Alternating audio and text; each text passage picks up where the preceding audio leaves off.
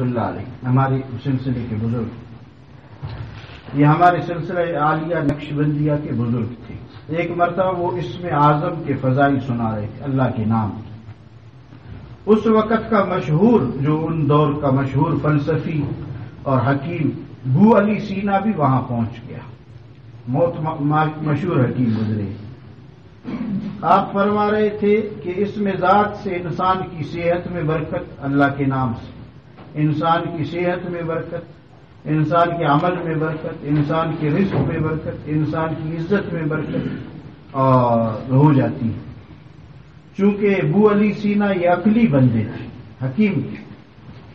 عقل استعمال کرتے تو عقلی ہی ہوتے ہیں، لہذا عقلی بندے تو عقلی ہی ہوتے ہیں، لہذا اس بیچارے کے عقل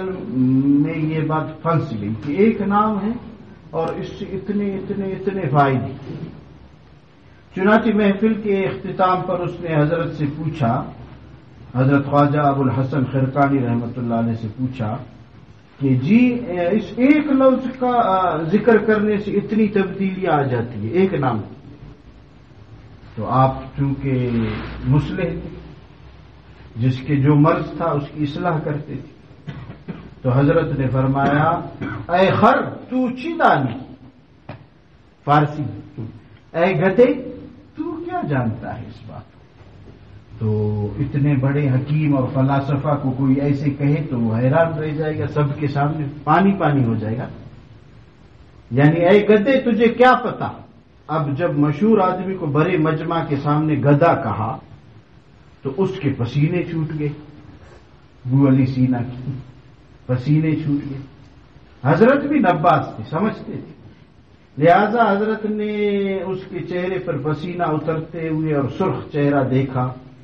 تو پوچھا حکیم صاحب پسینہ آ رہا ہے؟ وہ کہنے لگا حضرت کیا کروں، آپ نے بڑے مجمع میں ایک ایسا لفظ میرے لیے کہہ دیا، ایک لفظ کہ جس سے رنگ بھی بدل گیا، پسینہ بھی آ گیا۔ حضرت نے فرمایا حکیم صاحب میں نے بڑے مجمع میں ایک لفظ گدھا کہا، گدھا، اور اس کی وجہ سے تمہارے تن بدن میں تبدیلیاں آ گئی، تو اللہ کے نام میں اتنی تاثیر نہیں، ہاں گدھے کے نام میں اتنی تاثیر، اللہ کے نام میں اتنی تاثیر نہیں کہ وہ بندے کے دل، بدن، روح ان سب میں تبدیلی لائے۔ پھر وہی بات آتی